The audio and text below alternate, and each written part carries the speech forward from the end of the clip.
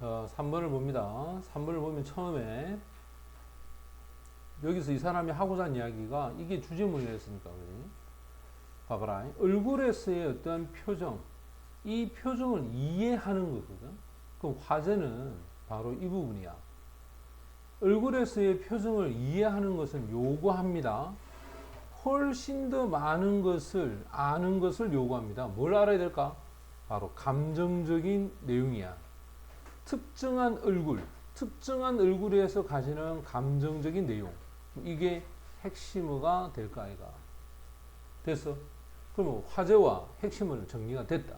그럼 이 사람이 하고자 하는 얘기는 얼굴 표정이고, 이거는 감정적인 어떤 맥락한 관계가 있다. 간다. while이 접속사야.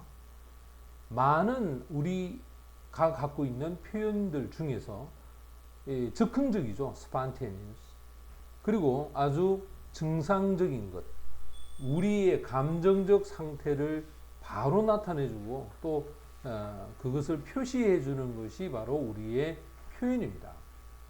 반면에 이렇게 더 많은 것들이 포즈, 제시가 되거나 의도적으로 보여질 수도 있다. 다른 사람한테. 어떤 목적으로. 맞지? 우리 얼굴 표정에서 상대방한테 의도적으로 자신의 좋고 싫음을 나타내 줄 수도 있겠지? 자, 그렇다면 이런 차이점이 reflect, 반영합니다. 우리의 필요성을 나타내 주는데 어떤 필요성이냐면 바로 많은 어떤 이 보여주기식 규칙, 이 규칙을 배울 필요가 있다는 거야. 그러면 이 규칙은 결국 뭐냐? 우리가 선택한 얼굴, 이 얼굴을 만드는 거죠. 쉐이프가 동사가 되면 형성하다, 만들다 이런 뜻이야. 바로 사회적인 상황에서 우리가 보여주고자 하는 얼굴에 대한 모양, 이거를 만들어내는 규칙, 이걸 배울 필요가 있다는 거야. 때로는 기분이 좋을 때 얼굴 표정, 또는 슬플 때, 화가 났을 때 이런 표정을 보여주기 위해서라도 그걸 배울 필요가 있다는 거야. 누구 말대로 기분이 나쁜데 웃고 있거나 기분이 좋은데 인상 쓰고 있거나 이건 아니다 이 말이겠지. 자, 그래놓고 뭐라 하냐? 우리는 젊은 나이에 배우게 됩니다. 어떤 종류의 행동, 이 행동이 적절한지 또는 적절하지 않은지를 우리는 젊은 나이 때 배우는데 이것이 포함하는 것은 결국 얼굴에서의 표정이야, 표정. 비록 이 규칙이 글로 쓰여져 있지는 않지만 그들은 너무나 잘 지금까지 이해가 되고 있죠. 아마도 가장 좋은 이것에 대한 example, 예가 바로 미소를 짓는 거야. think of, 생각을 한번 해보자. 얼마나 자주 당신이 의도적으로 미소를 짓느냐 이 말이야. 그것도 단 하루라도. 우리 대부분의 사람들은 미소를 거의, 그지? 우리가 생각할 때마다 every time은 뭐뭐 할 때마다지. 자, 공손하고 예의가 바른 어떤 일을 했을 때, 예를 들어서 누군가에게 인사를 할 때, 맞지? 이때 우리는 미소를 짓는다는 거야. 많은 사람들이 미소를 짓습니다. 왜? 친근해 보이기 위해서 미소를 짓지.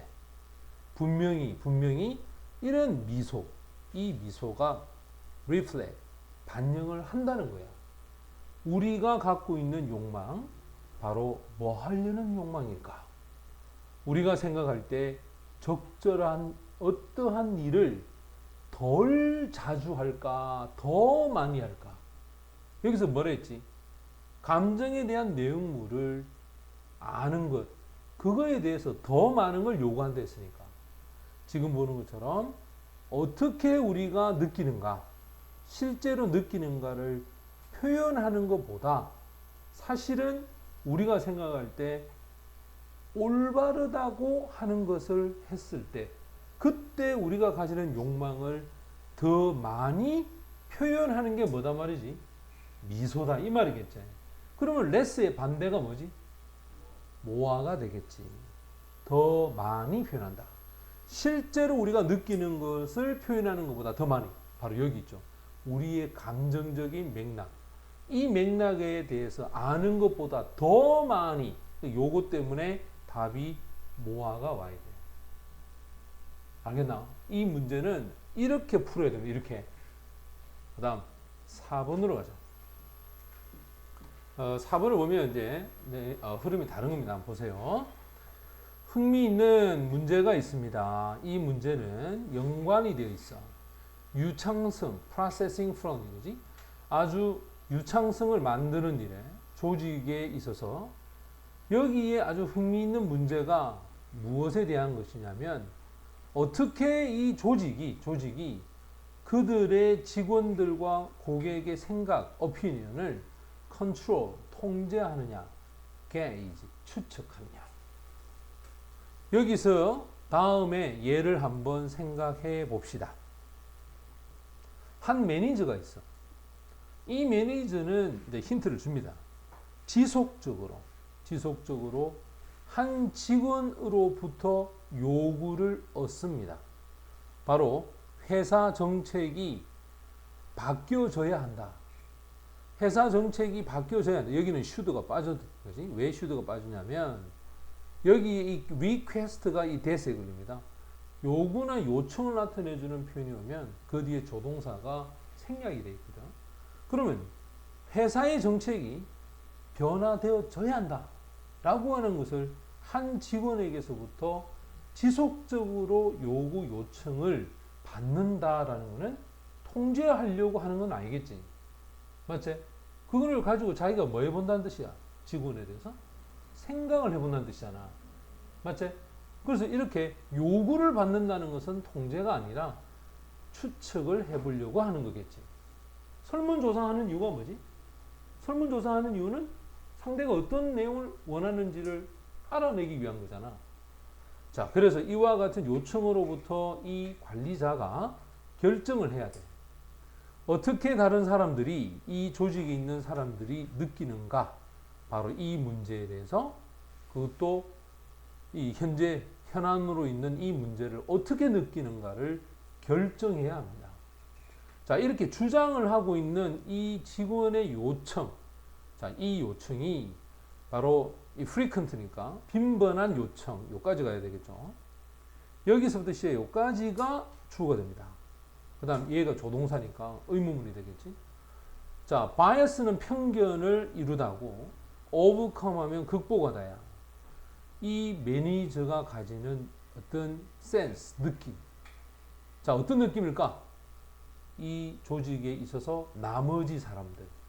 이 나머지 사람들이 그 정책에 어떠한 느낌을 가지는가에 대한 매니저에 대한 어떤 느낌. 이 느낌에 빈번히 자주 요구하는 것은 무엇을 일으킬 수 있을까라고 얘기해서 자, 여기에 답변은 뒤에가 있는데 이 사람들이 제안합니다. 그 대답은 맞다. 6번의 실험에 있어서 그들이 demonstrate, 보여주고 있다. 사람들은 경향이 있다. 추론하는 경향이 있어. 이제 여기가 힌트야. 익숙한 견해. 이게 널리 퍼져 있는 견해다. 사람들이 늘 하는 말을 하게 되면 사람들은 다 이렇게 생각하나 봐. 익숙한 말을 들을수록 그게 보편화되어 있다고 생각하는 거야. 비록 인식되는 그 익숙함이 결과야. 어떤 결과? 특정적으로 주장하는 멤버, 그 멤버의 말일지라도 익숙하면 보편화되어 있다라고 생각하는 거야. 우리는 그걸 뭐라고 그러지? 편견이라지. 맞지? 익숙하면 보편하다. 우리가 익숙해 있다는 것은 이미 머릿속에 고정관념으로 갖고 있는 편견이잖아. 그래서 지금 여기 나와 있는 이 표현을 통해서 얘가 정답이 되는 거야. 따라서 이 연구에서 indicate, 나타냅니다. 이 견해죠. 익숙함에 대한 어떤 견해. 익숙함에 대한 견해는 믿어져 있다. 바로 이 집단에 대한 견해가 대표한다라고 믿고 있다는 거야. 비록 그 출처가, 즉 익숙함의 출처가 아무런 상관이 없더라도 이 집단의 생각을 익숙함이 가지는 생각이 대표한다라는 것을 나타내 주는 거지. 그래서 새로운 어떤 제안을 하고 또 처음 들어보는 말을 딱 하면 사람들은 거부감을 느껴. 맞지? 왜? 익숙하지 않으니까. 하지만 익숙하네. 그럼 다른 사람들 다 그렇게 생각하나? 그래. 그럼 좋다. 통과. 그렇지? 이것에 우리는 뭐 많이 젖어 있고 거기에 대한 편견을 갖고 있다는 거야.